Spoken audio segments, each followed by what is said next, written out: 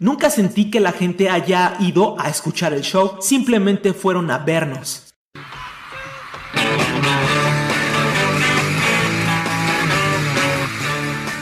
Los Beatles son y serán recordados por lo que significaron en el mundo de la música, y quizás sea la banda de rock con más anécdotas de las que hicieron historia. El 15 de agosto de 1965, cuando los fabulosos cuatro pisaron el Shea Stadium de Nueva York, el sonido de ellos y el grito de toda una generación cambió por completo. Este mítico concierto fue el parteaguas en la historia de la música en vivo, desde cómo la logística, la venta de boletos y la organización de un concierto se convertiría en un antes y un después para el mundo entero. Esta vez hablaremos del concierto que cambió la forma de escuchar y ver la música, pero pongámonos en contexto.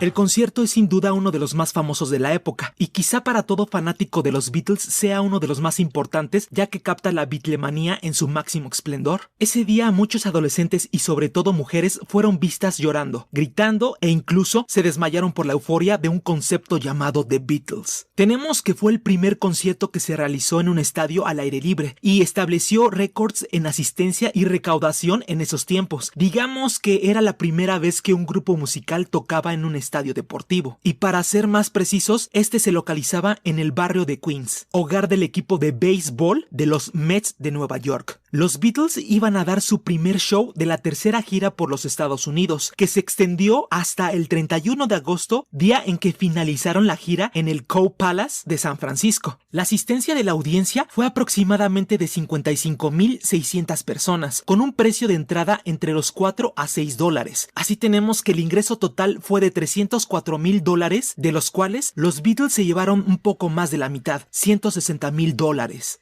Este concierto batió con todos los récords de audiencia y tuvo las mayores cifras brutas nunca antes vistas en la historia de la música al aire libre, la cual se mantuvo así durante 8 años, ya que fue hasta 1973 que Led Zeppelin congregó casi 57,000 personas en el Tampa Stadium. Bueno, pues todo esto fue promovido por el legendario empresario, promotor y productor musical estadounidense Sid Bernstein, que se le conoce y atribuye por la gran llamada invasión británica en los Estados Unidos. Además, fue el primer empresario en utilizar estadios deportivos para conciertos de rock, todo un visionario en aquellos tiempos.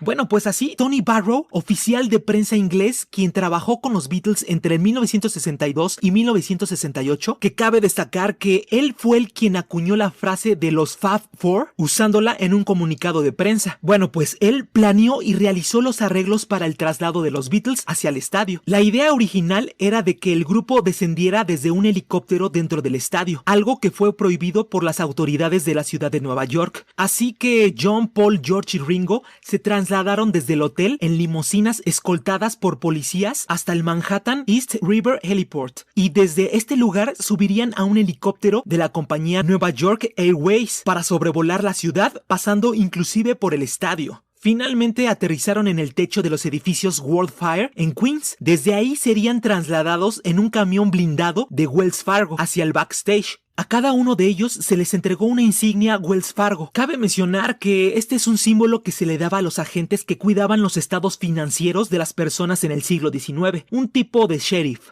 Mientras el grupo se trasladaba hacia los vestuarios del estadio para prepararse y hacer los últimos ajustes, se iniciaban los actos de los grupos teloneros, los cuales fueron Brenda Holloway, King Curtis Band, Cannibal and the Headhunters, The Young Rascals, entre otros. Se cuenta que en el sector VIP del estadio estaban Mick Jagger, Keith Richards, Bob Dylan y Andrew Holtman, y entre el público Barbara Bach, futura esposa de Ringo. Todos ellos quedaron admirados por la concurrencia de fans del espectáculo. Ya estando en el backstage del estadio, a los Beatles se les vio algo nerviosos. Obviamente todo esto generaba tensión. Nos pusimos nuestra ropa semimilitar, chaquetas beige con el cuello alzado. Luego, con bastantes nervios, salimos al campo, tocamos como lo hacíamos siempre. Sudamos mucho, dijo Paul McCartney en el libro Anthology The Beatles. Por su parte, George Harrison decía, no eran casacas militares auténticas, solo eran de color beige y llevaban unas placas de sheriff. Claro, con las insignias Wells Fargo que habíamos mencionado.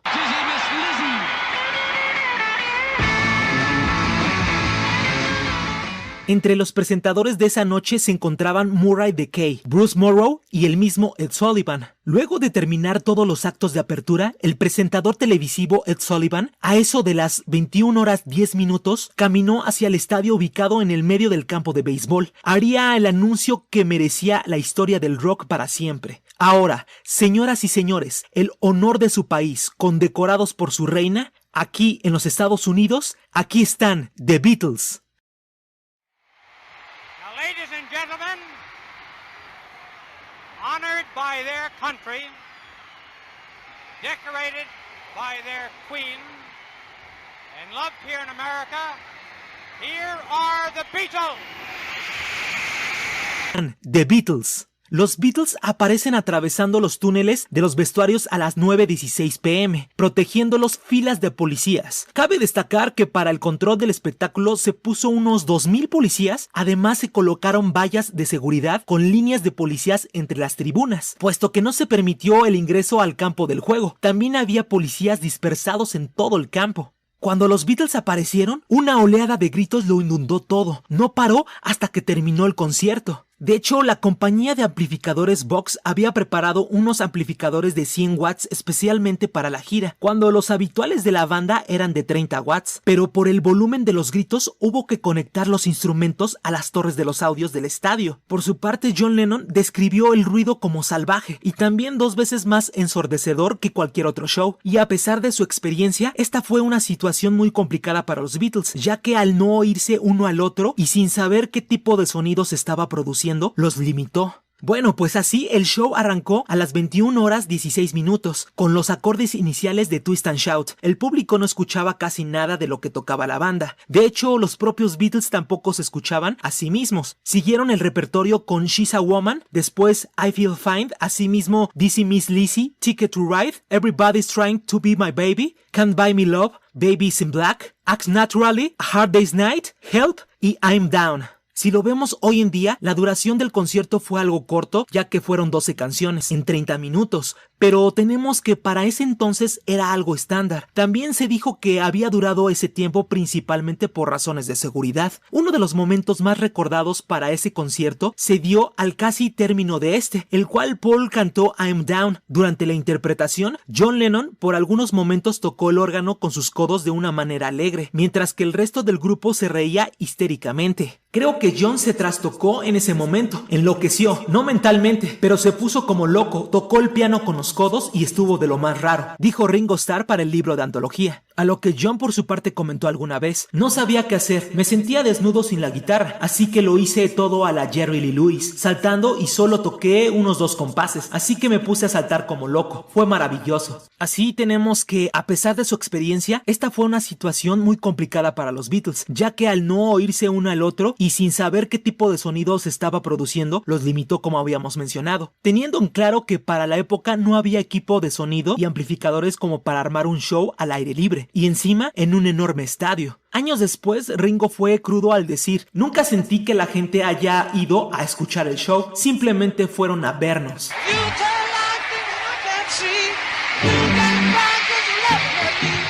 Bueno, pues toda esta locura de aquella presentación quedó registrada en una película de 50 minutos llamada The Beatles at the Shea Stadium, producido por Ed Sullivan y Suba Films, compañía de los Beatles en ese tiempo, y difundido por la BBC en marzo de 1966. Claro que no sería un documental completo y del todo verídico, ya que gran parte del sonido fue regrabado y el audio de algunas canciones en realidad corresponde a otros conciertos. El proyecto fue filmado utilizando 14 cámaras para captar la euforia e histeria masiva del público, y el audio de las canciones y algunas otras regrabadas completamente por los Beatles para poder obtener un mejor sonido, ya que las cintas revelaron no solo fallas musicales en la parte técnica, sino también las imperfecciones causadas por los altos decibeles de los gritos en todo el concierto. Aunque este concierto oficialmente nunca fue lanzado en DVD o VHS, en mayo del 2007 apareció un video de manera ilegal por internet sin los gritos de la audiencia. Se cuenta que la fuente de esta descarga es una grabación original de alimentación interna del Shea.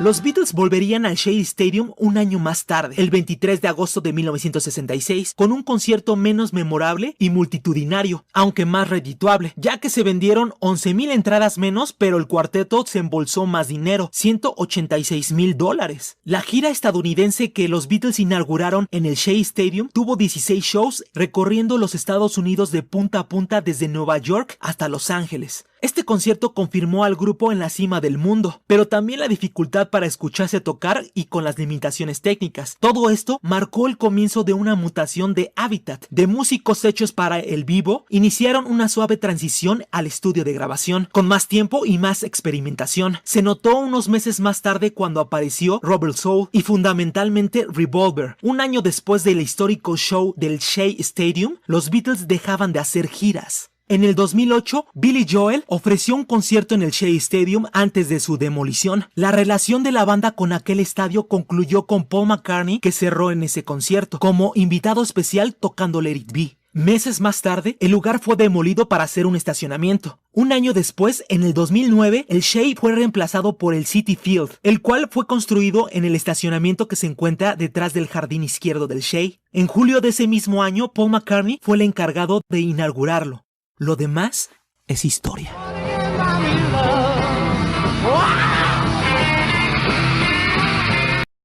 ¿Qué tal, amigos? ¿Qué les pareció?